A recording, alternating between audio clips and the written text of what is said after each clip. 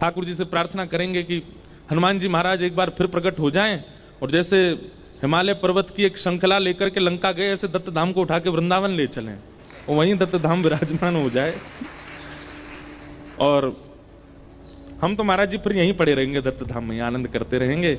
और आज हमने महाराज जी को प्रसाद के समय, राजभोग के समय एक निवेदन किया, महाराज जी अब कथाएं तो 2028 तक हमारी सब हैं, कहाँ कहाँ हैं सब व्यवस्थित है, लेकिन फिर भी हर वर्ष दत्त धाम आएंगे ही आएंगे।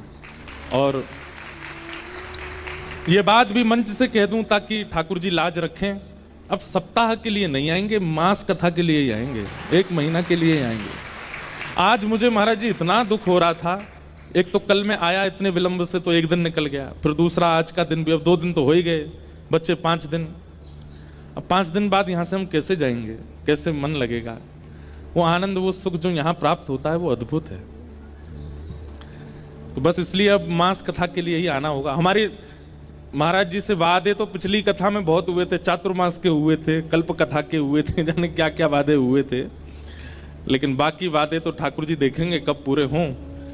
महाराज जी हमें ऐसा लगता है कि चातुर्मास और कल्प कथा ये भले ही प्रकट रूप से नहीं होती है, लेकिन आपके और मेरे मन में होती रहती है। हम नित्य दत्त धाम को याद करते हैं तो ऐसा लगता है 4 महीना तो दत्त धाम याद रहता ही है, तो हो गई चातुर्मास कथा। और अब तो ऐसा संबंध हो गया है कि अब जीवन भर दत्त धाम याद रहेगा, तो हो गई कल्प कथा। ये जीवन भर, ये 24 घंटे, दिन में ऐसा 24 घंटे में एक क्षण नहीं जाता होगा कि दत्त धाम की याद ना आवे, आती है। यहाँ का जो माहौल है, वातावरण है, वो अद्भुत है, उसका सुख मिलता है। इसलिए महाराज जी आज तक हमने किशोरी जी की प्राकट्य की कथा इतने विस्तार से नहीं कही, आज पहली बार कहेंगे श्री दत्त धाम में। इसलिए आप सब लोग खूब ध्यान से सुनना। किशोरी जी की बाल लीला भी कल से सुनाएंगे, कुछ निकुंज की लीलाएं भी सुनाएंगे। वृंदावन रसोत्सव नाम है। अनेक बार वृंदावन की रस कथाओं पर चर्चा करने को मिली, लेकिन जैसी दत्त धाम में होगी वैसी और कहीं नहीं हुई होगी। ये अद्भुत है, ये स्थान का प्रभाव है। तो आइए चलते हैं अब उत्सव की ओर। और वृंदावन भारत के इस छोटे से कोने से एक उत्सव की पॉजिटिविटी, एक उत्सव की सकारात्मकता हम प्रारंभ करें, ताकि भारत में जो अभी सब लोग बड़े परेशान, दुखी और थोड़े थोड़े नकारात्मक ऊर्जा से उत्पन्न हो रहे हैं, उस सब के मन में प्रेम उत्पन्न हो। किशोरी जी से ऐसी प्रार्थना करते हुए आइए आज के मंगल भाव में प्रवेश करते हैं। बोले वृंदावन बिहारी लाल की। आप सबसे हमारी प्रार्थना है, बहुत सावधानी से सुनिएगा। श्री राधा तत्व समझ पाना सबके बस की बात नहीं है। भगवद रसिक रसिक की बातें रसिक बिना को समझ सके ना, ये रस की बात है। हमें क्षमा करें, मंच पर हमारे चारों आचार्य जन विराजमान हैं, यहां पर सब गुरुजन बैठे हैं, लेकिन महाराज जी एक बार को वेद भी समझ में आ जाएगा, एक बार को व्याकरण भी समझ में आ जाएगी, एक बार को मीमांसाएं भी समझ में आ जाएंगी, लेकिन श्री किशोरी जी के तत्व को समझना सबके बस की बात नहीं। हमारी लाडली जी को, किशोरी जी को जीवन व्यतीत कर देते हैं लोग वृंदावन में, बड़े बड़े संस्कृतज्ञ, बड़े बड़े वैदिक, बड़े बड़े ज्ञानी वृंदावन में जाकर के लोट लगाते हैं, लेकिन तब भी किशोरी जी के तत्व को नहीं पहचान पाते। इसलिए उस तत्व में कुछ कहना, मैं पहले ही अपने आप को सावधान आप सबके आगे सरेंडर कर रहा हूं कि मैं प्रयास तो कर रहा हूं कि मैं कहूंगा कुछ, लेकिन आप समझ पाओगे इसकी जिम्मेवारी मेरी नहीं है। और दिन की कथाओं की मैं जिम्मेवारी लेता हूं, लेकिन किशोरी जी के तत्व को तो कोई प्रेमी ही समझ सकता है, कोई प्रेम भाव ही समझ सकता है। इसलिए आज ज्ञानी, वैरागी, विरक्त होकर के मत बैठिएगा, आज तो प्रेमी बनकर के बैठो। किशोरी तो रे चरणन की रज पान, किशोरी तो रे चरणन की रज पान, बैठी रहूं कुंजन के कोने, बैठी रहूं कुंजन के कोने, श्याम राधिका गाऊं, श्याम राधिका गाऊं, किशोरी तो रे चरणन की रज ब्रज पाऊं किशोरी तोरे चरणन की रजमा। तो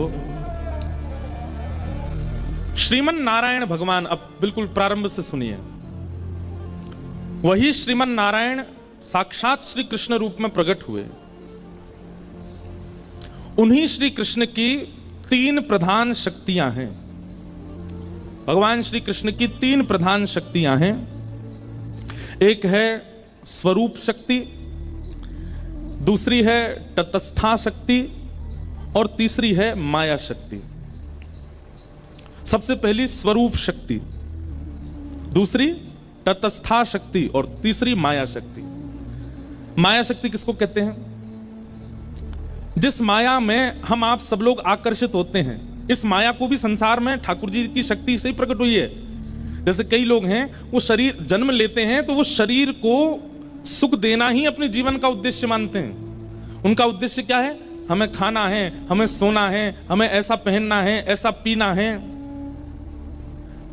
वो कहीं ना कहीं शरीर की इच्छा पूर्ति में ही अपना जीवन व्यतीत कर देते हैं। क्यों? क्योंकि उन पर माया शक्ति का प्रभाव होता है। उनके ऊपर माया शक्ति है, वो भी भगवान का स्वरूप है। अगर माया शक्ति नहीं होगी तो संसार कैसे चलेगा? गाड़ियों का शौक होना, फोन्स के शौक होना, बड़े बड़े ऐशो आराम होना, अपने सुख के लिए कुछ भी खाना, कुछ भी पहनना, कुछ भी पीना, कहीं भी घूमना, कहीं भी जाना, किसी से भी संबंध बनाना, ये सब माया कराती है और ये भगवान की शक्ति है, माया शक्ति। सब लोग बहुत सावधानी से सुनो। अच्छा, एक बात मैं कह दूं, ये माया शक्ति में, माया शक्ति की कृपा जिनके ऊपर होती है वो दत्त धाम में नहीं रह सकते। माया शक्ति वाले दत्त धाम में नहीं रह सकते, क्योंकि यहां तो देहाभिमान शून्य होना पड़ेगा, यहां तो देह के अभिमान से परे होना पड़ेगा, तभी आप यहां निवास कर सकते हो। तो भगवान की तीसरी शक्ति माया शक्ति, संसार के प्रति आकर्षण करने वाली ये माया शक्ति है। दूसरी ठाकुर जी की होती है तटस्था शक्ति। ये तटस्था शक्ति कौन सी होती है? जैसे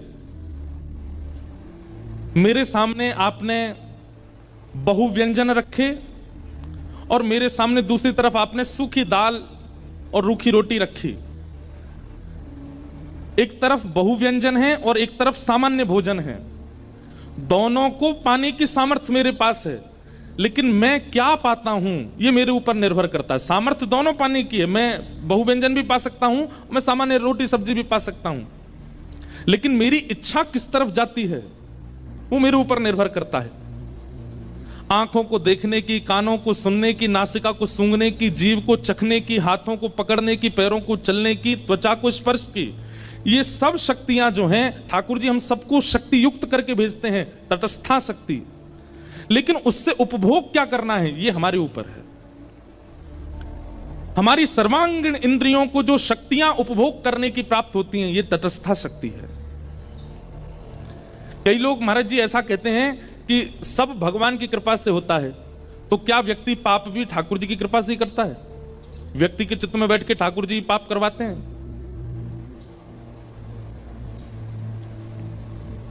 बात ऐसी है,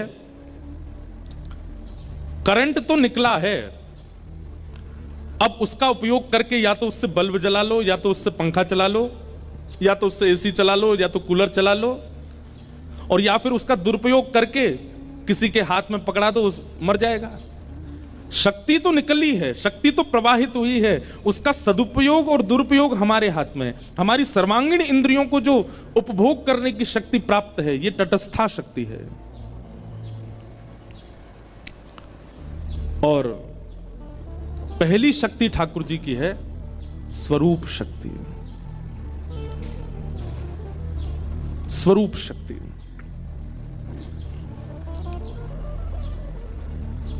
जहां स्वरूप में नाम, रूप, लीला और धाम चारों आते हैं।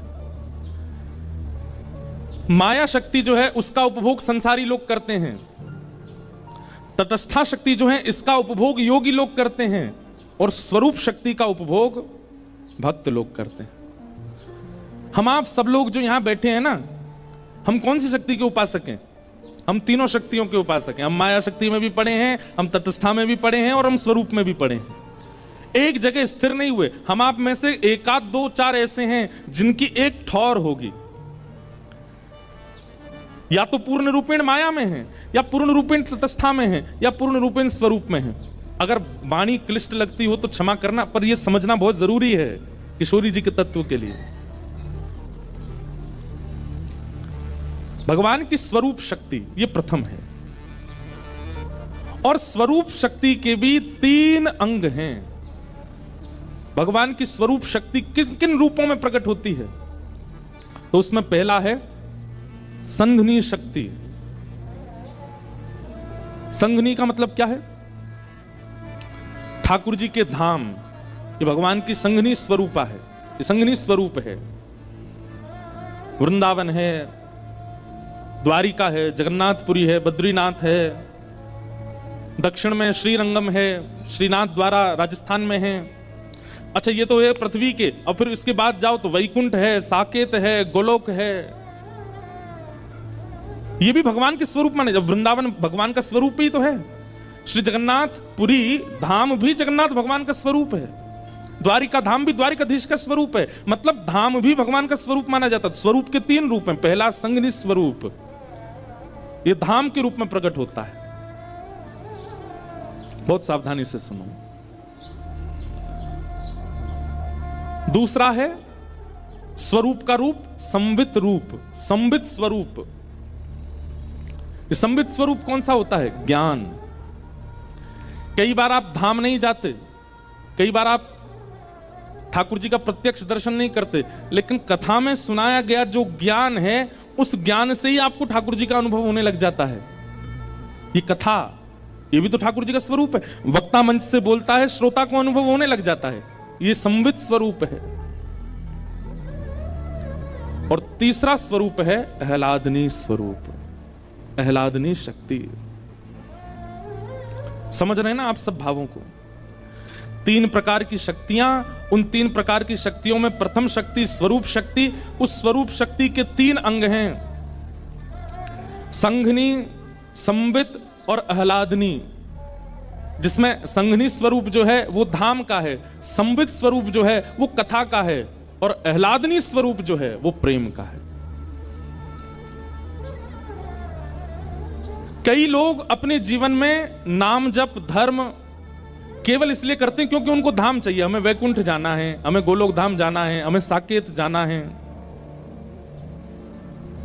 वो अपने जीवन को पुण्यमय बना के रखते हैं ताकि मृत्यु के बाद उनको भगवत धाम की प्राप्ति हो जाए। वो ठाकुर जी के किस स्वरूप के अधिकारी हैं? संघनी स्वरूप। पाप मत करो, दुराचार मत करो, ऐसा व्यवहार मत करो, अरे जीवन में कोई ऐसी क्रिया मत करो कि तुम वैकुंठ जाने से वंचित हो जाओ। ये संघनी स्वरूप के उपासक हैं। कई लोग संवित स्वरूप के उपासक हैं, उनको वैकुंठ जाने से इतना प्रलोभन नहीं है, उनको साकेत की इच्छा नहीं है, उनको गोलोक धाम जाने की इच्छा नहीं। उनके लिए क्या है? बोले पृथ्वी पर हमारा जन्म हुआ, यहीं कथा भागवत कीर्तन और उत्सव करके यहीं वैकुंठ प्रकट कर लो, यहीं साकेत का अनुभव कर लो, यहीं गोलोक धाम का अनुभव कर लो। और तीसरा स्वरूप है ठाकुर जी का आह्लादनी स्वरूप। अब एक बात बहुत ध्यान से सुनिएगा, संधनी और संवित, इन 2 का अधिकार मुझे, आपको, हम सबको है, पर ठाकुर जी का जो आह्लादनी शक्ति का स्वरूप है उसका अधिकार केवल ठाकुर जी को है। ठाकुर जी ने उसका प्रयोग अपने लिए किया है। भाई, हम सबका स्वरूप होता है कि हम कुछ अंश परिवार वालों के लिए रखते हैं, कुछ अंश मित्रों के लिए रखते हैं, कुछ अंश व्यवहार के लिए रखते हैं, कुछ अंश संसार के, और कुछ अंश अपने लिए भी तो रखते हैं। अभी तक हमने जितने नाम बताए, स्वरूप शक्ति, तटस्था शक्ति, माया शक्ति, संघनी शक्ति, संवित शक्ति, ये सब ठाकुर जी ने सबके लिए बनाई। एकमात्र एक ऐसी शक्ति है जिसको अपने लिए प्रयोग किया, आह्लादनी शक्ति। और वह आह्लादनी शक्ति कौन है?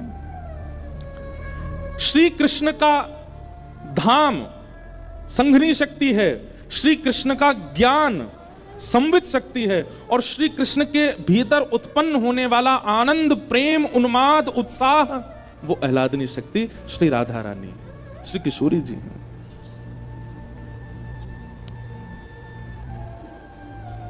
आपके चित्त में आनंद उत्पन्न होता है तो आप क्या करते हो?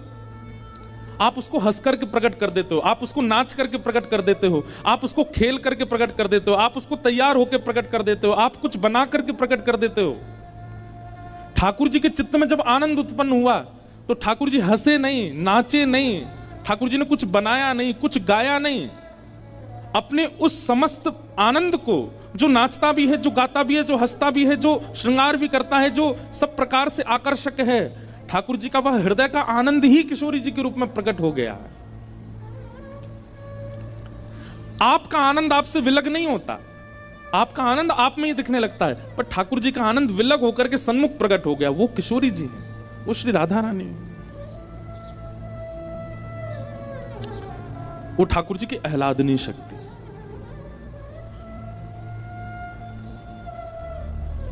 जब प्रेम प्रकट हुआ श्री कृष्ण के चित्त में तो निकुंज में बैठे हुए श्री श्याम सुंदर मन में विचार करने लगे, अब इस प्रेम को कैसे व्यक्त करूं? अरे परब्रह्म तो एकांत रहते हैं ना, परब्रह्म के साथ सब कोई नहीं है, वो तो एकम है। तब एकम ठाकुर जी के चित्त में जब प्रहलाद आनंद का वह उन्माद उत्पन्न हुआ, तब श्री ठाकुर जी ने मन में विचार किया, इसको व्यक्त कैसे करूं, इसको प्रकट कैसे करूं? ठाकुर जी का विचार होता है और क्रियाएं होती चली जाती हैं। हमारी तरह ठाकुर जी को कर्म करना नहीं पड़ता, ठाकुर जी जो सोचते हैं वो हो जाता है। जैसे ठाकुर जी के चित्त में प्रेम उन्माद और आह्लाद उत्पन्न हुआ, वही प्रेम उन्माद आह्लाद तप्त कांचन गौरांगी श्री राधे वृंदावनेश्वरी, कंचन जैसा गौर वर्ण, मृग जैसे नेत्र, मधुर मुस्कान, सुंदर अलकावली, अद्भुत श्रृंगार स्वरूप, और यह सब धारण करके जो श्री कृष्ण एक आनंद की स्थिति में जो व्यक्ति करता है, वह सारे भावों को अपने अंदर समेट करके श्री किशोरी जी का स्वरूप प्रकट हो गया ठाकुर जी के सन्मुख। जिनको देख करके सब आकर्षित रहते हैं, वो जिनको देख करके आकर्षित हो गए, वो श्री किशोरी जी हैं, वो श्री लाडली जी हैं। समझ में आई बात? ठाकुर जी की स्वरूप शक्ति और उस स्वरूप में भी आह्लादनीय शक्ति श्री राधा रानी है, श्री किशोरी जी हैं। इसलिए हमारे वृंदावन में घूंघट करके बैठी हैं। बहुत कारण है उसके पीछे। एक कारण यह भी है, ठाकुर जी कह रहे हैं इनके रूप को आस्वादन करने को अधिकार केवल मेरो है, केवल मैं देखूंगा इनको और कोई नहीं है। ये मेरे काज प्रकट भई है, मैं सबको क्यों दिखाऊं? इसलिए किशोरी जी घूंघट करके बैठी।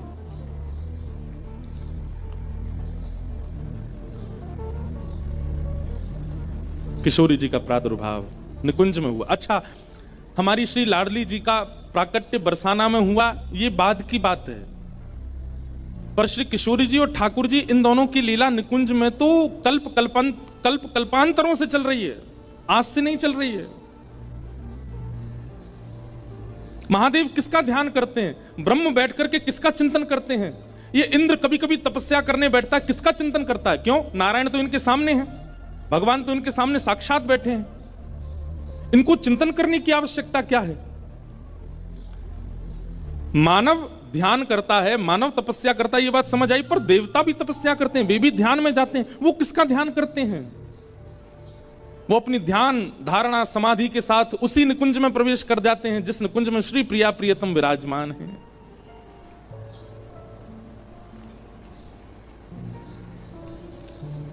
और वहां वही निकुंज विलास का दर्शन करते हैं जहां किशोरी जी और ठाकुर जी नित्य विराजते हैं।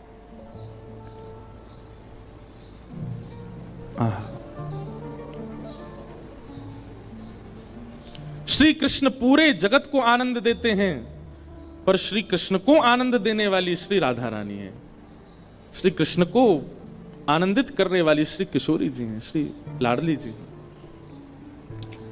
निकुंज में ठाकुर जी के चित्त से किशोरी जी प्रकट हुई, सुख मिला, ठाकुर जी को आनंद मिला, लेकिन थोड़ी देर बाद मन में इच्छा हुई कि केवल अकेले हम दोनों हैं, यह सुख, यह इसका विस्तार और भी होना चाहिए। तो ठाकुर जी के चित्त से किशोरी जी प्रकट हैं और फिर किशोरी जी के चित्त से अष्ट सखियां प्रकट हैं।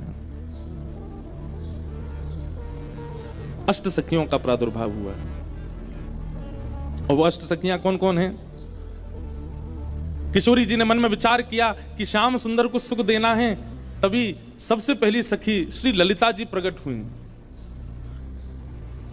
और ललिता जी की सेवा क्या है? ललिता जी बीड़ी भोग पधराती हैं, ठाकुर जी को बीड़ा पवाती हैं निकुंज में। ललिता जी,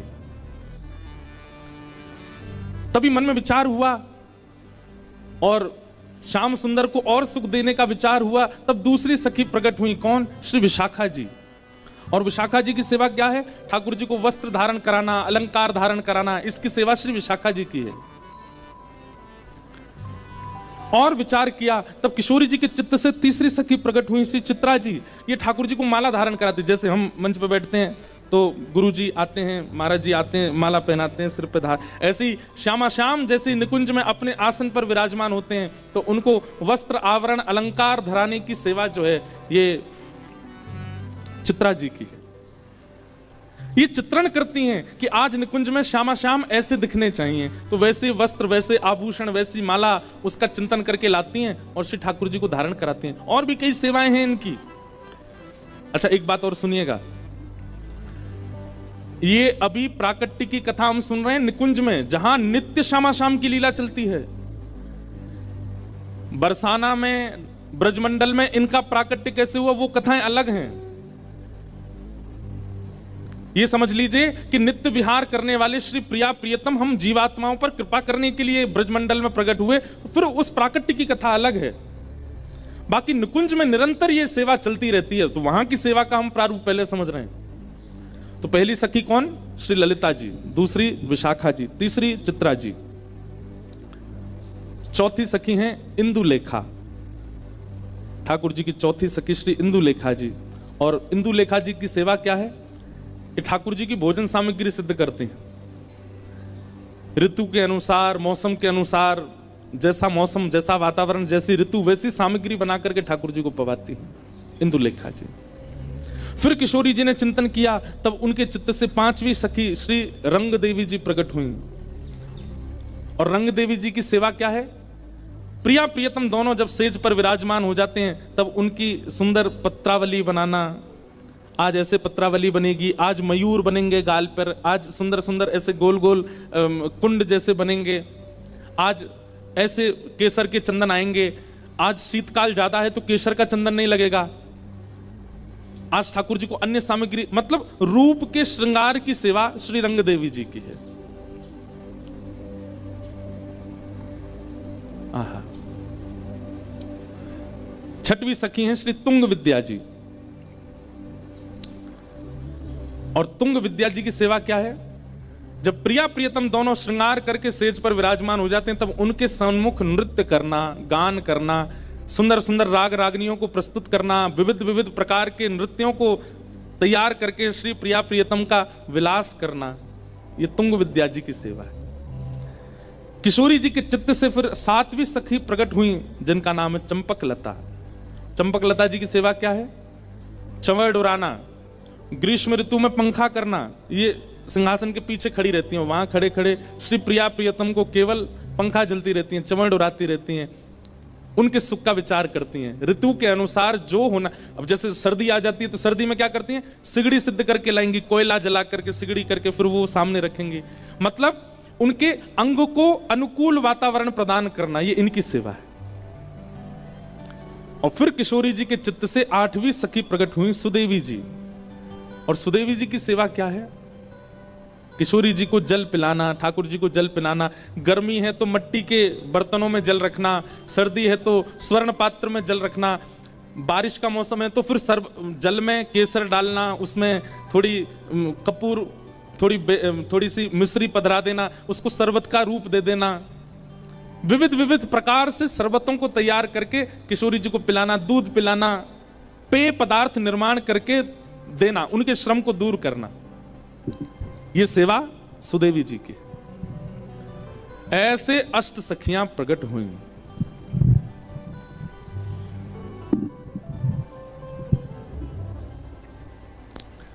ये अष्ट सखियां प्रकट हुई। और महाराज जी इतना ही नहीं, फिर इन आठों की एक एक के चित्त में से 8-8 सखी और प्रकट हुई।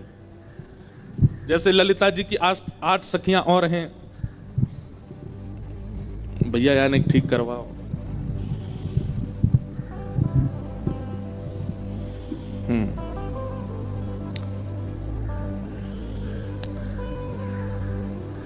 ललिता जी, विशाखा जी, चित्रा जी, इंदु जी, रंग देवी जी, तुंग विद्या जी, चंपकलता जी और सुदेवी जी, ये अष्ट सखियां हैं ठाकुर जी की। ये सब कहां से प्रकट हुई? किशोरी जी के चित्त से इनका प्रादुर्भाव हुआ। अब इसकी मूल बात को मत भूलिएगा, ये सब हैं कौन? श्री राधा रानी से लेकर के सुदेवी तक, ये सब ठाकुर जी की स्वरूप शक्ति है।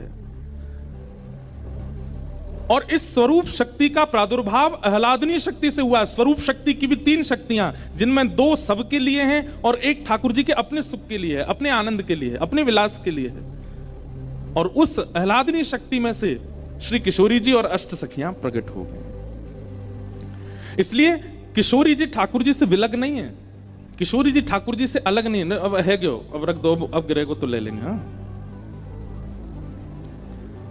ठाकुर जी से विलग नहीं, एक ही है।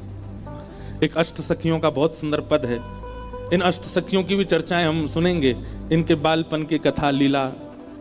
अष्ट सखियों को प्रणाम करो, क्योंकि श्री जी की सेवा में हम प्रवेश करें उससे पहले सखियों का आवाहन कर लें कि वे आकर के व्यवस्थित करें इस संपूर्ण सेवा को।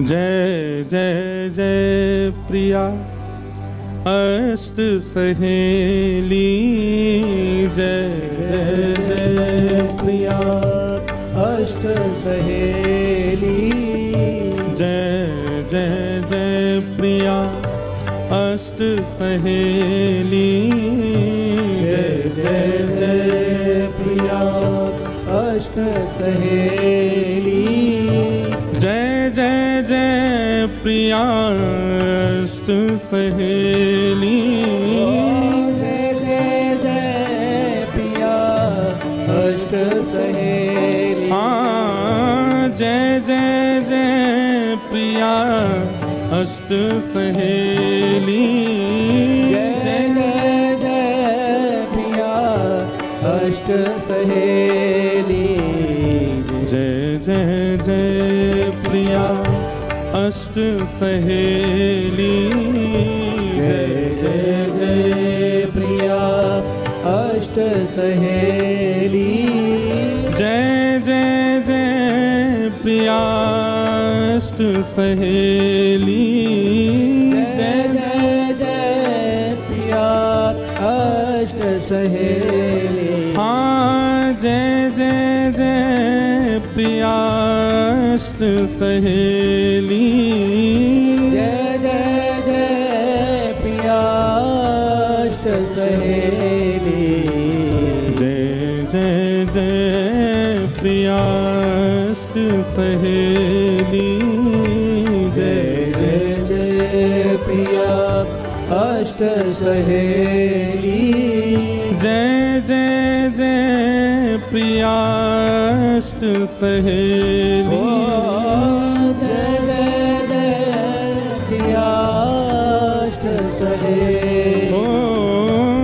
जय जय जय प्रिया अष्ट सहेली, जय जय जय प्रिया अष्ट सहेली। ये अष्ट सहेलियां हैं किशोरी जी की। ललिता, विशाखा, चित्रा, इंदु, रंग देवी, तुंग विद्या, चंपकलता और सुदेवी। इन सब का प्रादुर्भाव किशोरी जी के चित्त से हुआ। ये निकुंज की लीला है। फिर इन्हीं में 8 मंजरियां प्रकट हुई, जो कि गौड़िया वैष्णव संप्रदाय की मुख्य मानी जाती हैं। जैसे हमारे यहाँ हमारे हरिवंशियों में, हरदासियों में सखियां प्रधान हैं, सहचरियां प्रधान हैं, ऐसे ही गौड़िया वैष्णव संप्रदाय में वहां मंजरियां प्रधान हैं। तो वहां रूप मंजरी, लवंग मंजरी, तुलसी मंजरी, मंजू लाली मंजरी, गुंज मंजरी, विलास मंजरी, रस मंजरी, ये 8 मंजरियां प्रकट होती हैं किशोरी जी के चित्त से, और फिर वो सेवा करती हैं ठाकुर जी की। तो ये निकुंज का स्वरूप है। निकुंज में इस प्रकार श्री जी ठाकुर जी से प्रकट होती हैं और श्री जी से सब सखियां प्रकट होती हैं। और किसके लिए? केवल ठाकुर जी को सुख विलास देने के लिए, आनंदित करने के लिए। लेकिन हम जीवात्माओं पर कृपा करने के लिए वही निकुंज के श्यामा श्याम पृथ्वी पर पधारते हैं। ठाकुर जी ने मन में विचार किया कि कलयुग में ज्ञान से उद्धार तो होगा, लेकिन बहुत कम लोग ज्ञान का आश्रय लेंगे। फिर ठाकुर जी ने विचार किया कि वैराग्य से उद्धार होगा, पर वैराग्य का आचरण भी लोग कम मात्रा में करेंगे।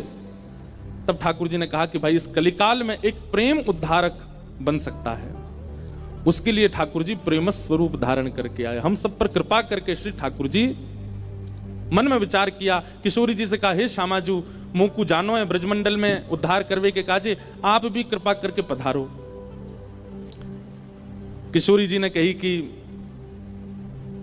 यत्र वृंदावनम नास्ति यत्र नो यमुना नदी यत्र गोवर्धनम नास्ति तत्र नो रमते मनः। जहां वृंदावन नहीं, गोवर्धन नहीं और यमुना जी नहीं, यहां मेरा मन नहीं लगता। तब ठाकुर जी बोले, ठीक है, आपकी इच्छा के लिए, आपकी इच्छा की पूर्ति के लिए मैं इन तीनों को निकुंज से नीचे ले चलता हूं। तो वृंदावन, गोवर्धन और श्री यमुना जी, ये तीनों पृथ्वी पर नहीं थे। इनको ठाकुर जी श्री जी के प्रकट की शर्त पर लेकर के आए, क्योंकि श्री जी इसी शर्त से आएंगी ये तीनों हों। इसीलिए हमने गाया, श्यामा हृदय कमल सौ प्रगटो, श्याम हृदय को भाई वृंदावन प्यारो। वृंदावन ब्रह्मा की कृति नहीं है, किशोरी जी की कृति है। गोवर्धन ब्रह्मा की कृति नहीं है, किशोरी जी ने बनाया है। और श्री यमुना जी, ये तो किशोरी जी और ठाकुर जी जब नृत्य करते हैं, निकुंज में विलास करते हैं, तो उनके अंग का श्रम जल ही श्री यमुना जी बनकर के बहने लगता है। तीनों को ठाकुर जी लेकर के पृथ्वी पर आए और किशोरी जी से कहा, अब आप भी कृपा करो। किशोरी जी बोली, पहले आप प्रकट है जाओ, फिर हम आएंगे। अब देखो यहां पर भी दो पक्ष हैं। कई जगह ऐसी मान्यता है कि किशोरी जी 1 वर्ष बड़ी हैं ठाकुर जी से, और कई जगह ऐसी मान्यता है कि किशोरी जी 1 वर्ष छोटी हैं, 1 वर्ष 1 महीना छोटी हैं ठाकुर जी से। अब इसमें भी यह है कि हमारे ब्रज के रसिक जन अपने मनोभाव से इस भाव को स्वीकार करते हैं। अब जैसे गौड़िया परंपरा में आप सुनेंगे तो वहां किशोरी जी को छोटा मानते हैं, लाल जी से छोटी हैं किशोरी जी। पर हमारे ब्रज की कई बधाइयां ऐसी हैं, उन बधाइयों को अगर प्रमाण माने तो उन बधाइयों में ठाकुर जी का जन्म हो रहा है और किशोरी जी मैया की गोद में बैठ करके आई हैं लाला को देखने के लिए। तो उन बधाइयों के अनुसार किशोरी जी बड़ी हैं ठाकुर जी से। पर अब बड़ी हो चाहे छोटी हो, हमारे लिए तो किशोरी जी हैं। तो जिस भी भाव में हैं वो हम स्वीकार करते हैं। पर आज हम ये भाव, इस भाव से सुनेंगे कि किशोरी जी छोटी हैं लाल जी से, लाल जी बड़े हैं किशोरी जी से।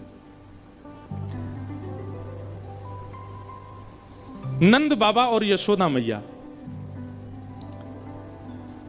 इनके 2 सखा हैं, बड़े अभिन्न सखा हैं। कौन? श्री वृषभानु जी और कीर्ति मैया। एक कथा महाराज जी ऐसी आती है कि जब भगवान ने मोहिनी रूप धारण किया तो इतना सुंदर था ठाकुर जी का मोहिनी स्वरूप कि उसको देख करके सारे देवता मोहित हो गए। कहां तक कहें, सबके मन में विचार होने लगा, अगर ये अब विवाहित हों तो इनसे हम ब्याह कर लें। कई देवता तो माला वाला लेके तैयारी में आ गए थे, बोले हमसे जयमाल करा लो, हमसे ब्याह कर लो। ठाकुर जी धीरे से आवाज करके बोले, ए नारायण हैं हम। बोले नारायण हो तो क्या हुआ, इतनी सुंदर लग रही हो, हमसे ब्याह कर लो। सब ठाकुर जी के स्वरूप पर ब्याह की भावना से मोहित हुए। जी जो थे, इनका वंश आगे नहीं बढ़ रहा था, इनके वंश में कोई बालक नहीं हुए। तो इन्होंने गोवर्धन की तलेटी में गिरिराज बाबा के पास चकलेश्वर महादेव की जाकर के आराधना की और वहां जाकर के महादेव से प्रार्थना की कि हे महादेव, हमारा वंश यहीं रुक जाएगा, इससे आगे वंश बढ़ेगा नहीं। हमें कोई पुत्र पुत्री की कामना नहीं है, पर हमारी कामना यह है कि ये इतना सुंदर पवित्र वंश चला आ रहा है, ये वंश चलता रहे। तो इस भावना से जब इन्होंने गिरिराज पर्वत पर जाकर के प्रार्थना की तो महादेव ने प्रसन्न होकर के, प्रकट होकर के, क्या अपूर्ण रह गई थी वो आपने पूरी कर दी। अब बस अब प्रतीक्षा करो, आपके कुल में एक सुंदर दीप प्रज्वलित होगा। फिर धर्म धीर जी के पुत्र हुए महीभान जी, और महीभान जी के पुत्र हुए श्री वृषभानु जी।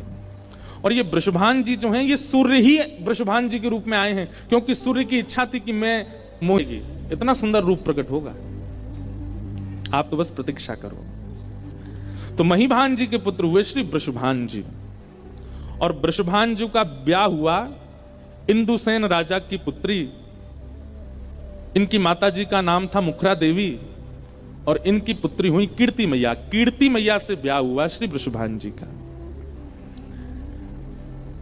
दो परिवार, दो दंपति ऐसे हैं ब्रजमंडल में जिनके पास अथाह की तादाद में धैर्य है, हर चीज से धैर्य है, धन से धैर्य है, संपत्ति से धैर्य है, ऐश्वर्य से धैर्य है। धैर्य का मतलब क्या है कि संपत्ति आने पर ज्यादा विचलित नहीं हुए, बहुत यश मिल जाने पर ज्यादा हर चीज में धैर्य है, बहुत सरल हैं, सहज हैं। लेकिन एक चीज ऐसी है जिससे इन दोनों के चित्त में अधैर्य है। एक तो गोकुल में विराजमान नंद यशोदा, उनके चित्त में अधैर्य है कि हमारे पुत्र नहीं है, और एक बरसाने में श्री वृषभान जी और कीर्ति मैया, इनके चित्त में है कि हमारी पुत्री नहीं। वृषभानु जी और नंद बाबा, कीर्ति मैया और यशोदा मैया, ये आपस में इतने घनिष्ठ मित्र हैं कि यमुना स्नान करने भी संग ही जाते हैं। और जब यमुना स्नान करने जाते हैं तो यमुना जी में ही हाथ पकड़ करके नंद बाबा और वृषभानु जी एक दूसरे से बात करते करते कहमें बोले, हे यमुना मैया ऐसी कृपा करियो हमारे नंद बाबा के यहाँ एक लाला है जाए। और फिर डुबकी लगाते हैं वृषभान जी, फिर नंद बाबा कहें, हे यमुना मैया जैसे वृषभान जी आशीष दे रहे हैं वैसे मैं भी आशीष दूं, आप कृपा करियो इनके लाली है जाए, और यदि इनके लाली है गई तो मैं अपने लाला को ब्याह इनसे करा दूंगा। अभी तो ये हमारे मित्र हैं, बाद में ये हमारे समधी है जाएंगे, बाद में हमारा संबंध है जाएगा। नंद बाबा और वृषभानु जी की बात दूर बैठी बैठी सुनती हैं। जब यशोदा मैया और कीर्ति मैया दोनों प्रसन्न हो जाती हैं, अरे सखी कहीं जे सपनों ही तो नहीं रह जाएगो। ये दोनों मित्र रोज हाथ पकड़ करके यमुना स्नान करते समय ऐसा भाव रखें कि हमारे पुत्र हो, तुम्हारी पुत्री हो तो ब्याह कर देंगे, लेकिन कहीं ये केवल बातें ही तो नहीं रह जाएगी, कहीं स्वप्न तक सीमित तो नहीं रहेगो। कीर्ति मैया कहती तुम चिंता मत करो, जल्दी होएगो कछु ना कछु। आहा, अब बिल्कुल सावधानी से सुनिएगा, वो उत्सव की ओर चल रहे हैं हम। नंद बाबा और यशोदा मैया दोनों प्रार्थना करते हैं कि एक पुत्र हो जाए। और पुत्र की कामना किस लिए है?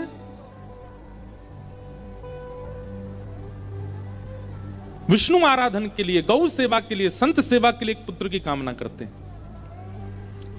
एक दिन असंख्य ब्राह्मण आए और नंद भवन पर आकर के प्रसाद अरस की है गई, लेकिन अभी तक लाला नहीं भयो। ब्राह्मण बोले, ब्रह्म वाक्यम जनार्दनम, हमारी वाणी जनार्दन की वाणी है और हमारी मौतें निकल गई है बाबा, लाला होएगो तो होएगो, अब चिंता मत करो। और पावन घड़ी आई। एक दिन यशोदा मैया यमुना स्नान करके जैसी लौटी तो प्रसव होने के जो संकेत होते हैं वो संकेत मां को दिखने लगे। सखियों को बुलाया, गोपियों को बुलाया, सबको बुला करके कहा मुझे ऐसा ऐसा अनुभव होता है। और उस अनुभव को सुनकर के सब सखियां प्रेम में भर गईं और सबने जाकर के नंद बाबा से कही, बाबा बधाई हो। काय बात की बधाई? बोले श्री यशोदा मैया को प्रसव के संकेत है रहे हैं, या को मतलब है कि गर्भ में बालक है, अब तो बस आप प्रतीक्षा करो, जल्दी ही सुंदर बालक को जन्म होगा। नंद बाबा इतने प्रसन्न हुए, सुनते ही सबसे पहले ये खबर जैसी नंद बाबा को पड़ी, उसी समय देखते हैं कि सामने से वृषभानु जी आ रहे हैं। नंद बाबा के नेत्रों में प्रेम अश्रु हैं, प्रेम पुलकित नेत्र हो रहे हैं। नंद बाबा दौड़े दौड़े गए, वृषभानु जी को जाकर के हृदय से लगाया। वृषभानु जी बोले, अरे आज इतने प्रसन्न कैसे, कहा बात है? और ये प्रेम के अश्रु क्यों छलक रहे हैं नेत्रन से, कहा बात है?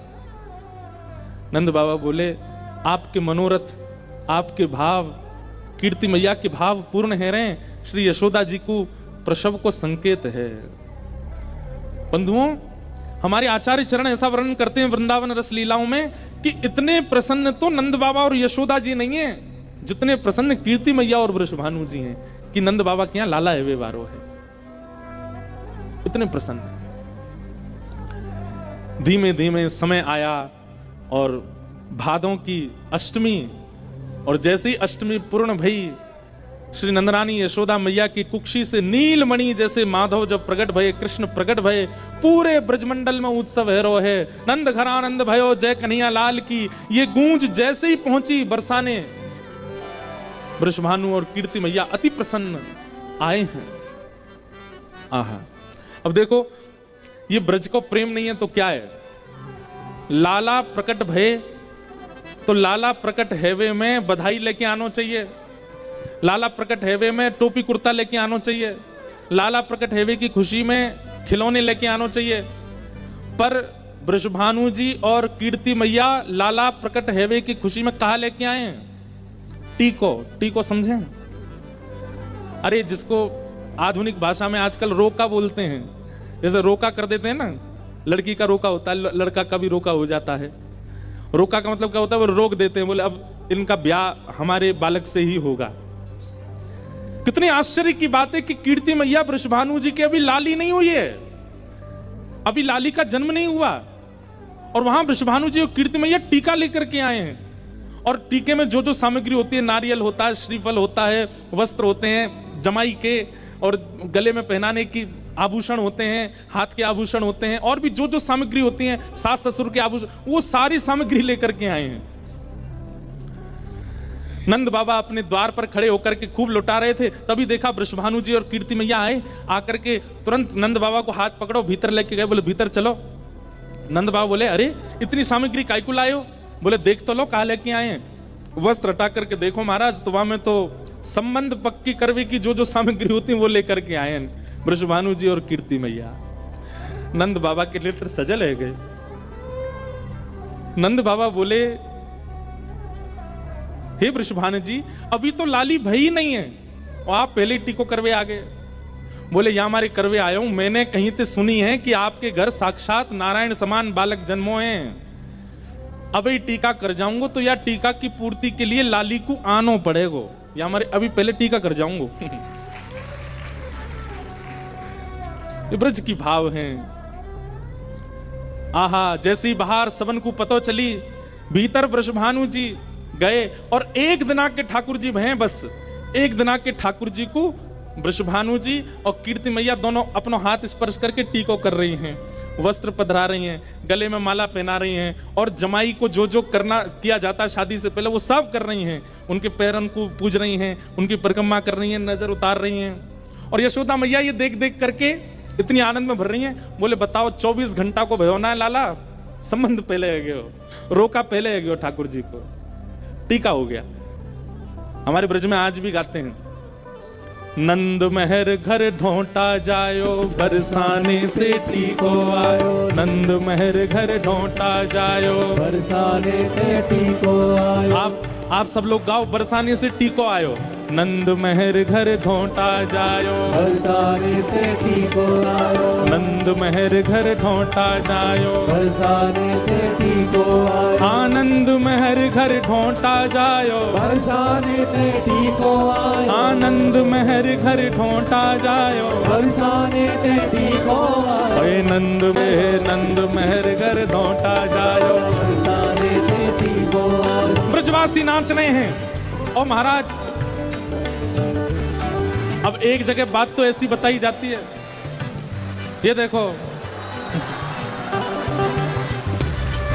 महाराज जी आज किशोरी जी के प्रादुर्भाव पे, और प्रादुर्भाव तो बाद में होगा, अभी ठाकुर जी को ब्याह पक्को है, नहीं हमारे देवता बरस रहे हैं। एक जगह ऐसी बात बताते हैं कि वृषभानु जी और कीर्ति मैया टीका लेके आए नहीं है, वो तो बधाई लेकर के आए थे।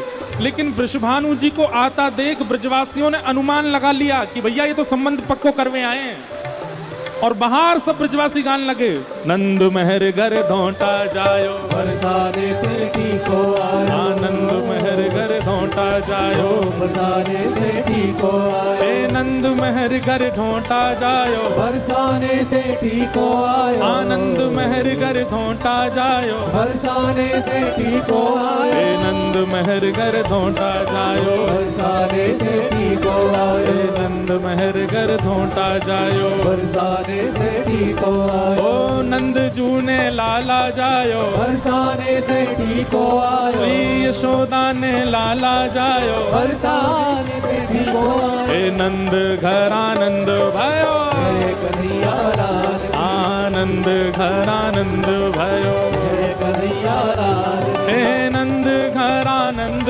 भयो, जय कन्हैया लाल की, हे नंद घर आनंद भयो, हो जय कन्हैया लाल की, हे नंद घर आनंद भयो, जय कन्हैया लाल की, हे नंद घर आनंद भयो, जय कन्हैया लाल की, हे यशोदा के लाला भयो, जय कन्हैया लाल की, हे नंद महर घर धोंटा जायो, बरसाने से ठीक हो आयो, हे नंद महर घर धोंटा जायो, बरसाने से ठीक हो आयो, हे नने के पक्ष से आए हैं और श्री लाल जी को टीका कर ही रहे हैं। अब ये है ही जानो चाहिए, नंद महर घर धोंटा जायो, बरसाने से ठीक हो आयो, आनंद महर घर धोंटा जायो, बरसाने से ठीक हो हे आयो, नंद महर घर धोंटा जायो, बरसाने से ठीक हो हे आयो, नंद महर घर धोंटा जायो, बरसाने से ठीक हो आयो, हे नंद महर घर धोंटा जायो, बरसाने से ठीक हो आयो, हे नंद महर घर धोंटा जायो,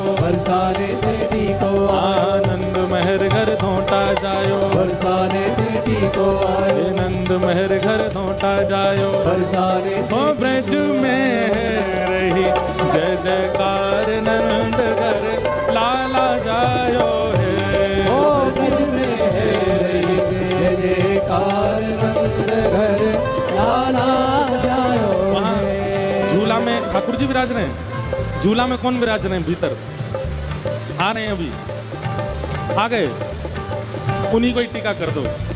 हो ब्रज में, हो ब्रज में, हाँ ब्रज में है रही जय जयकार नंद घर लाला जायो है, ओ ब्रज में है रही जय जयकार नंद घर लाला जायो है। लाला जायो है, नंद रानी ने लाला जायो है, हाँ लाला जायो है नंद रानी ने लाला जायो है, हाँ लाला जायो है, यशोदा ने लाला जायो है, हाँ लाला जायो है यशोदा ने लाला जायो है।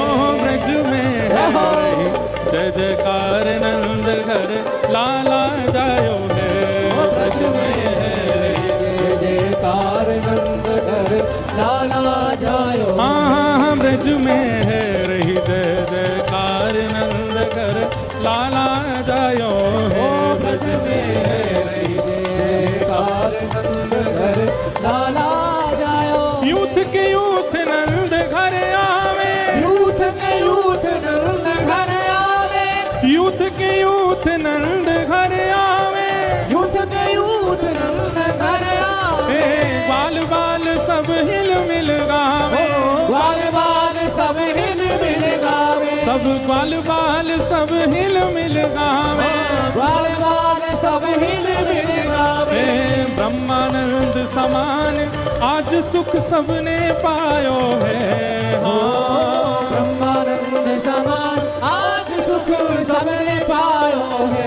हे ब्रज में, हाँ ब्रज में, ओ ब्रज में है रही जय जयकार नंद घर लाला जायो है, ब्रज में है रही जय जयकार नंद घर लाला जायो हे ब्रज में है रही जय जयकार नंद घर लाला जायो है, ब्रज में है रही जय जयकार नंद घर बोल नंद के लाला की।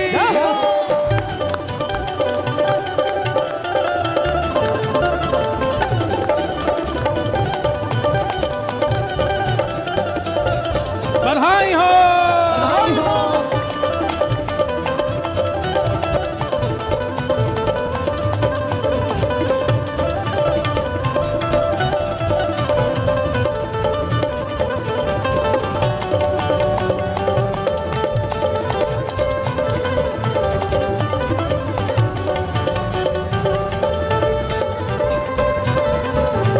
84 कोस में भैया, ब्रज 84 कोस में भैया, ब्रज 84 कोस में भैया, ब्रज 84 कोस में भैया, कोस में भैया, कोस में भैया, ब्रज में भैया, ब्रज में भैया, ब्रज में भैया, ब्रज में भैया, ब्रज में भैया, ब्रज में भैया, ब्रज 84 कोस में भैया, ब्रज 84 कोस में भैया, सब कहे धन्य यशोदा मैया, सब कहे धन्य यशोदा मैया, 80 साल की आयु में सुत जय जयकार नंद घर लाला जायो ब्रज में रही जय जयकार नंद घर लाला जायो। विराज जाओ, सब लोग बैठ जाओ। बधाई हो, बधाई हो, बधाई हो। वाह भैया, आज तो ये कहना गलत होगा कि देव पुष्प वर्षा कर रहे हैं। ये पुष्प नहीं लुटा रहे हैं, आज तो देवता खुद ही वर्षा बन बन के कूद रहे हैं। ये स्वयं ही उतर करके आ रहे हैं दत्त धाम में इस आनंद उत्सव के लिए।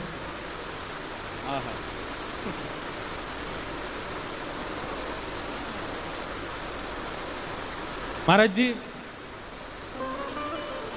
आचार्य जी कह रहे हैं कि वैशाख का सावन हो गया अपने आप ही। ठाकुर जी जन्मे हैं ना, तो इसलिए अपने आप ही महादेव प्रसन्न हो रहे हैं। सावन कर दिया है महाराज, वैशाख में ही सावन का सा अनुभव हो रहा है। वाह,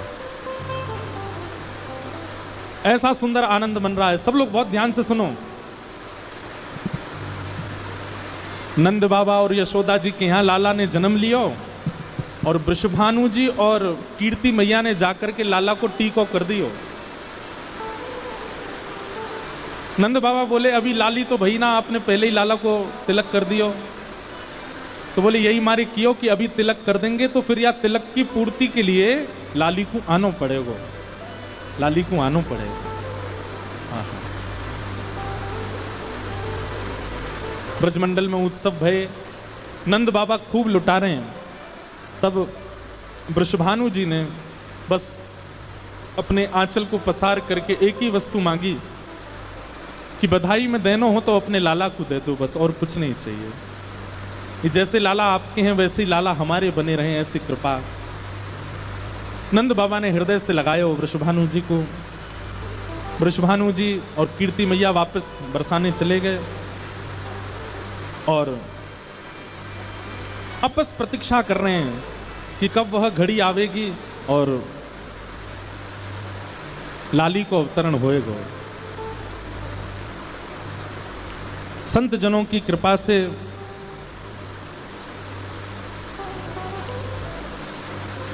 ठाकुर जी के अनुग्रह से महाराज जी उत्सव तो है ही गए अब। आज देवता ही उत्सव मना रहे हैं, वर्षण कर रहे हैं। और एक बात कही जाती है कि उत्सव के प्रारंभ में, उत्सव के विश्राम में या उत्सव के मध्य में यदि देव पुष्प वर्षा कर दें तो इसका मतलब है कि उस उत्सव में केवल मानव नहीं है, देवता भी आए हुए हैं, वो भी उस उत्सव को स्वीकार कर रहे हैं।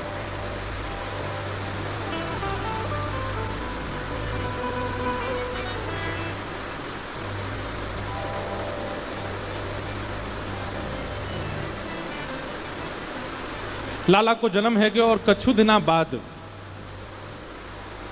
श्री कीर्ति मैया को अब जैसे यशोदा मैया को प्रसव के गुण अनुभव हो रहे थे, ऐसे कीर्ति मैया को भी अब प्रसव के गुण अनुभव होने लगे।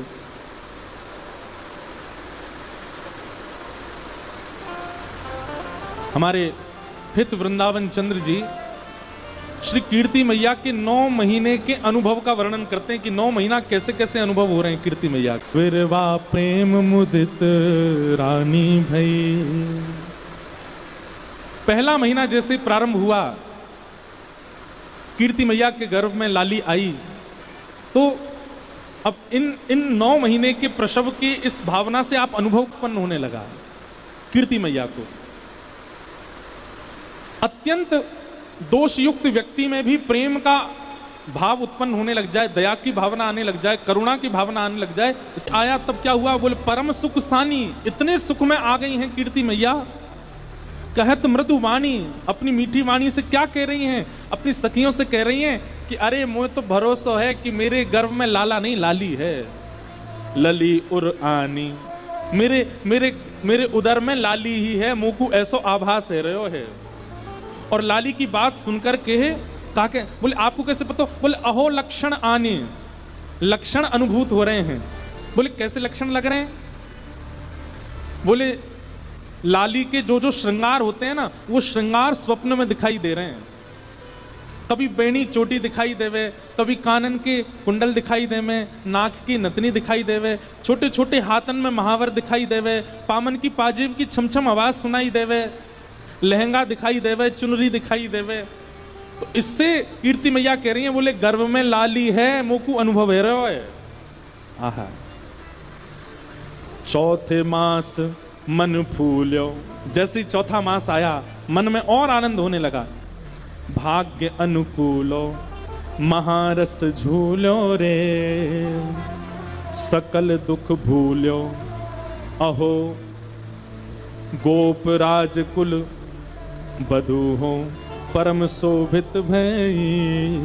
आहा, चौथा महीना जैसे ही लगा तो फिर कीर्ति मैया की स्थिति कैसी है, बोले महारस झूले हो। अभी तक तो सुख बढ़ रहा था, आनंद बढ़ रहा था, अब तो जैसे मानो महारस में झोंटा ले रही हूं।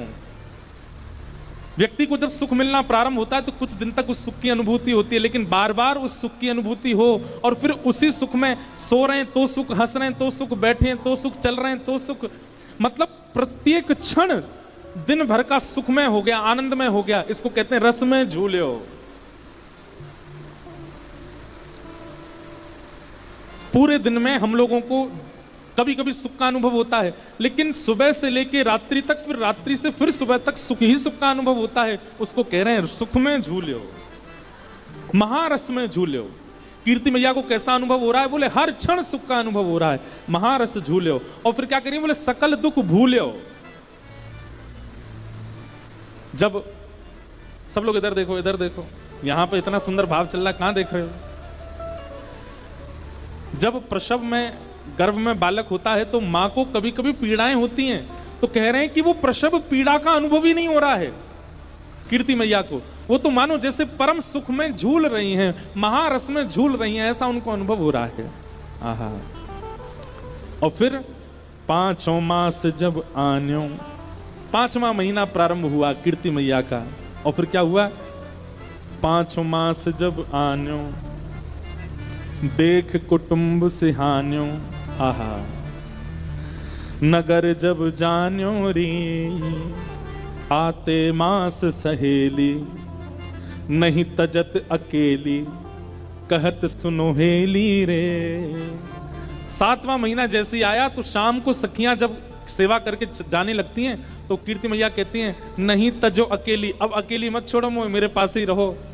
भैया कछु पता ना है कब कौन सी खबर आ जाए, कब कौन सी, मतलब कीर्ति मैया को इतना उन्माद है हृदय में कि मैं कहीं जल पीवे के काजे भी उठूं तो मुंह को श्रम हो, वह श्रम से मेरे गर्भ में जो लाली है वह को कहीं श्रम नहीं है जाए।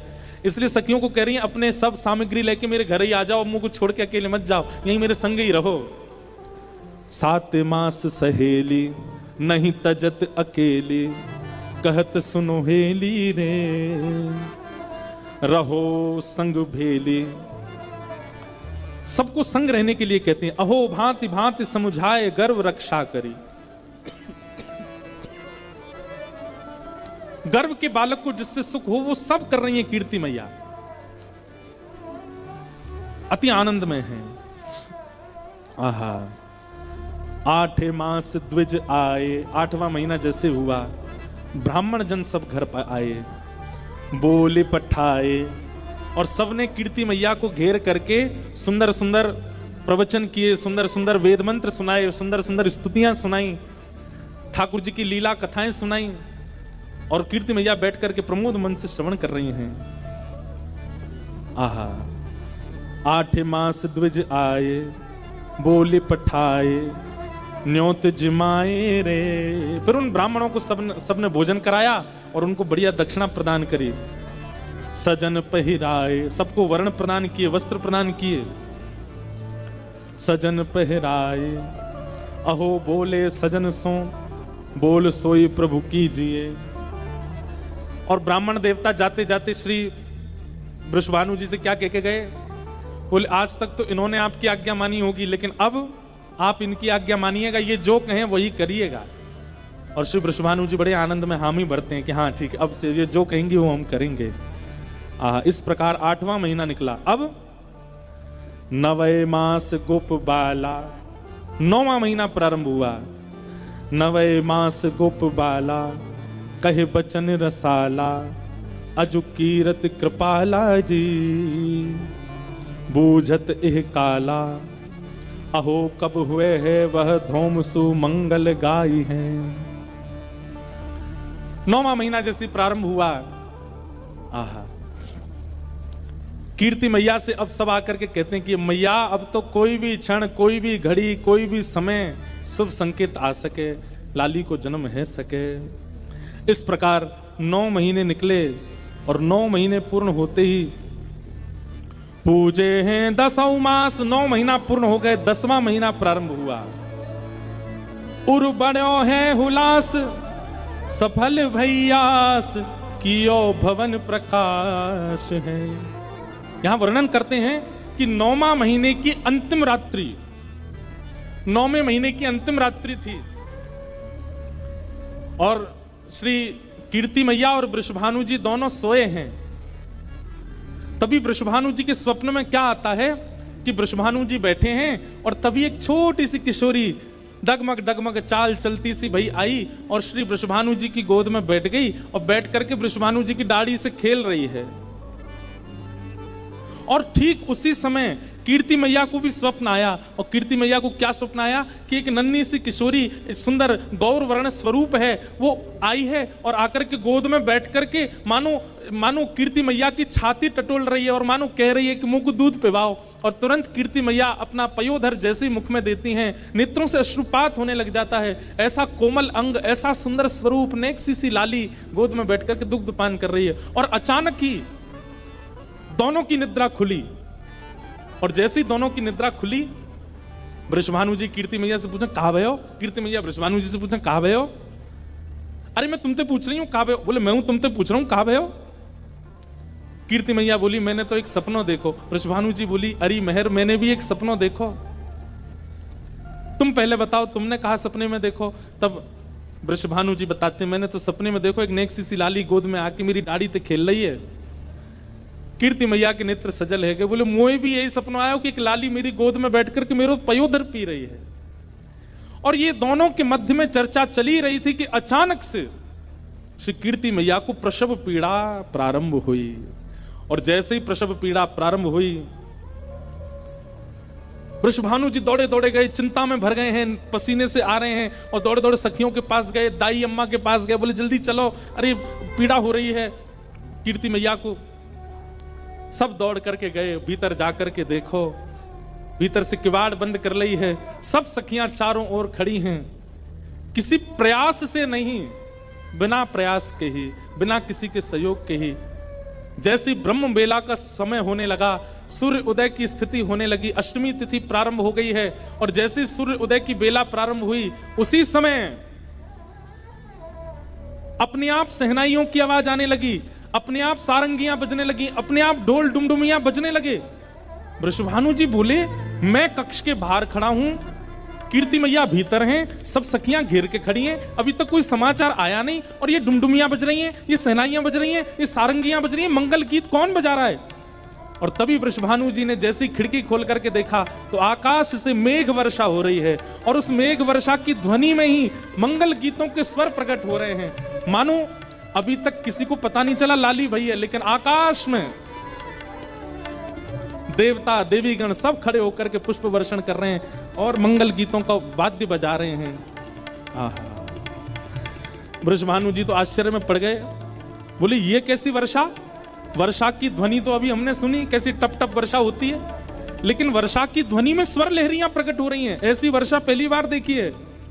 और जैसे ही इस वर्षा की ध्वनि हुई, इतने में ही कीर्ति मैया के कक्ष को द्वार खुलो और भीतर से पधारी सब सखियां आकर के श्री वृषभानु जी को घेर लेती हैं और बाबा बधाई हो, बधाई हो, बधाई हो। वृषभानु जी के हाथ पैर कांप रहे हैं, क्योंकि सुनना चाहे कि लाली भई है, कहीं ये नहीं कि लाला भाई, बधाई तो पता मो भई है, लेकिन लाली भई है ये समाचार मिले। वृषभानु जी कह रहे मैं तुम्हारे हाथ जोड़ूं, पाम पूजू, पहले ये बताओ कौन भयो। आहा, प्रगटी श्री राधा रूप अगाधा, सब सुख साधा नावे, मुनि प्रेम अगाधा मेटन वाधा, लख नहीं सोट ल जावे। ब्रज घर घर माई बटे बधाई, सब मिल मंगल गाई।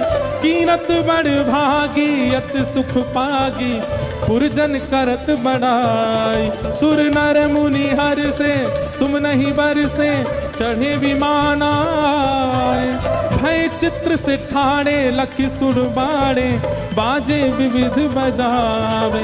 नारद सनकादि शिव ब्रह्मादि, भृगुआदिक मुनि जेते। इंद्रादिक जे जहाँ सू करते, तहाँ आए सजन सवेत। शिव मिलकर जोरे करत निहोरे, जय जय भानु दुलारी। जय कीर्ति कुमारी, जय हरि प्यारी, जय जय सुखता तारी। जय नित्य किशोरी, प्रिय चित चोरी, यह विनती सुन लीजय। ब्रजवास ही दीजय, ब्रज रस पीवे, चरण शहन गह लीजय। कर जोर मनाऊं, यह वर पाऊं, दंपति यश नित गाऊं। पद कमल सुतोरा, मधुमुष मोरा, मन नित जहां बसाऊं। एही भांति सकल सुर स्तुति करके, निश निश धाम सिधारे। नंदादिक आए अति हर्षाए, सब मिल कंठ लगाए। सब ही जन गावे, सब ही बजावे, सब ही दहिले भाजे। बरसाने आए विधिन सहाय, जय जयकार करावे, जय जयकार करावे, जय जयकार करावे। बोल वृषभानु दुलारी की जय। ऐसी जय बोल करके सब किरकिरो कर दियो आपने। बोल वृषभानु दुलारी की जय। आहा, जैसे ही पता चली वृषभानु जी को कि लाली भई है, वृषभानु जी तो इतने आनंद में भर गए। जानो तो चाहिए कीर्ति मैया के पास, पर दौड़न लगे भवन के बाहर। सखियां दौड़ के बोली कहां भयो, कहां को जा रहे हो? अरे भवन उधर नहीं है, इधर है। तब वृषभानु जी बोले मुंह को पतौली चल रही है, ऐसा लग रहा है कि कमरा बदल गए हैं, खिड़की बदल गई है, कछु है रहे हो भीतर से। अरे सखियों, मेरी स्थिति नहीं है भीतर जावे की, तुम आओ मुंह को पकड़ के ले चलो। और सब सखियां मानो जैसे कोई बहू को पकड़ के ले जाती है, ऐसे वृषभानु जी को पकड़ के भीतर लाए हैं। और तभी देखिए, आहा, कीर्ति मैया के बगल में ऐसी मानो जैसे कमल दल खिल गया हो, कमल किसी कली खिल गई हो, ऐसी किशोरी जी का सुंदर स्वरूप विराजमान। आज अपने भाग्य की सराहना श्री वृषभानु जी नहीं कर रहे हैं, देवता भाग्य की सराहना कर रहे हैं वृषभानु जी के। ऐसे आनंद में भर गए, हृदय से लगा करके नेत्र सजल हो गए। बंधुओं, एक बात कहें, लाला जन्म होता है ना तो घर में उत्सव होता है, पर जब लाली जन्म लेती है ना तो माता पिता के नेत्र सजल हो जाते हैं, नेत्र करुणा से भराते हैं, भाव से भराते हैं। और एक बात और कहते हैं हम, लाला जन्म लेता है ना तो पिताजी माताजी बड़े खुश होते हैं, चलो हमारे भाग्य का दीपक हुआ। लेकिन लाली जब जन्म लेती है ना, तब पिता को माता को अपना कर्तव्य समझ में आने लग जाता है।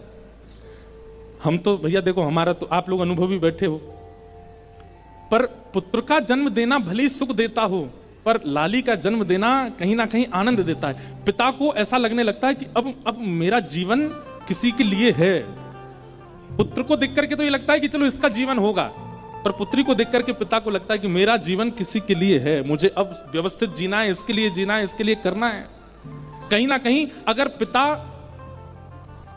पहला जन्म उसके घर में पुत्री का होता है, वो पिता संभला रहेगा जीवन भर, क्योंकि कहीं ना कहीं पुत्री जन्म लेकर के पिता को समझा देती है कि आपका जीवन ऐशो आराम सुख संपत्ति भोगने के लिए नहीं है, अब थोड़ा व्यवस्थित हो जाइए, थोड़ा समझदारी से जिए, हम आपके घर में आई हैं। वृषभानु जी आनंद में भर गए। आहा, गोद में ले लिया। लेकिन वृषभानु जी बहुत देर तक बैठे रहे। कीर्ति मैया बोली, कहा भयो? अरे मैं इतनी देर तक को लेके बैठूं जी, अपनी आंख का क्यों ना खोल रही है? ये अपनी आंख का क्यों ना खोल रही है? कीर्ति मैया बोली, अभी अभी जन्मी है, श्रम भयो है, थोड़ी देर आराम करेगी फिर खोल लेगी। वृषभानु जी बोले, ठीक है, तो मैं अब जाऊं, व्यवस्था करूं, वैदिक मंत्रन के काजे ब्राह्मणन को बुलाऊं, गौ सेवा करेंगे, गौ पूजन करेंगे, आराधन करेंगे, सब व्यवस्था। लेकिन जैसे ही लाली आंख खोले, मुंह को बुलवाई ली हूं। कीर्ति मैया बोली, हाँ चले जाओ। वृषभानु जी बाहर गए, अटारी पर जाकर के पूरे बरसाने को खबर दे दी, भैया बधाई हो, आप सबन के आशीर्वाद सो और सब जनन की कृपा सो हमारे घर लाली को जन्म भयो है। आहा, सब लोग आनंद में भर गए, सब लोग झूमन लगे, आनंद में भर करके हमारे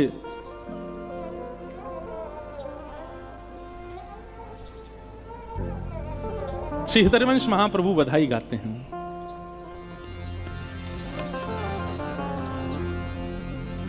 जन्म लियो मोहन हित श्यामा, जन्म लियो मोहन हित श्यामा, जन्म लियो मोहन हित श्यामा, जन्म लियो मोहन हित श्यामा, आनंद निधि सुकुमार, आनंद निधि सुकुमार, आनंद निधि सुकुमार,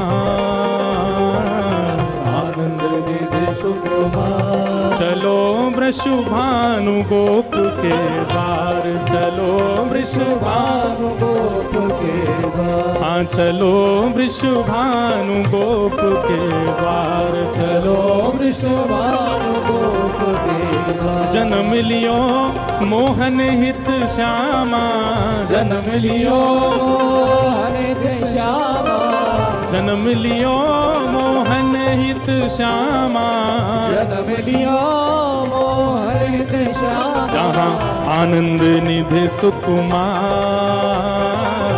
आनंद निधि सुकुमार।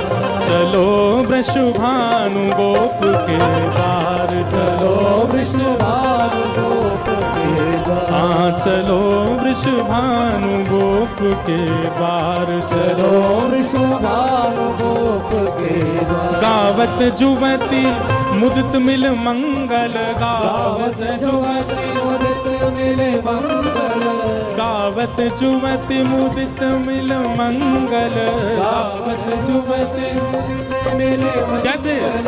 उच्च मधुर धुनि धार, उच्च मधुर धुनि धार। चलो वृषभानु गोप के द्वार, चलो वृषभानु गोप के द्वार, हाँ चलो वृषभानु गोप के द्वार, चलो वृषभानु गोप के अब सब ब्रजमंडल में खबर पहुंच गई है कि भैया वृषभानु जी के लाली भैया सब सज सज के जा रहे हैं वृषभानु गोप के द्वार।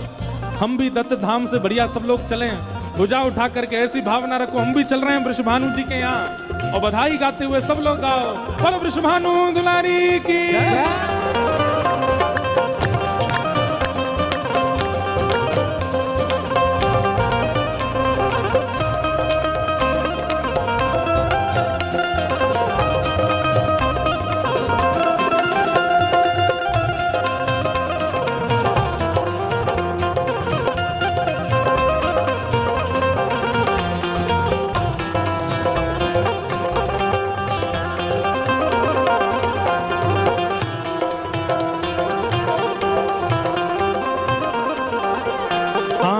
विदित वेद विधि विहित विप्रवर, विदित वेद विधि विहित विप्रवर। हमारे दत्त धाम के जितने भी विप्रवर हैं सब लोग वेद ध्वनि करें किशोरी जी के सन्मुख जाकर के, वहाँ किशोरी जी के आसपास सब खड़े होकर के वेद ध्वनि से स्वस्ति वाचन करें, पुष्प वर्षा करें, उसके बाद नृत्य करें।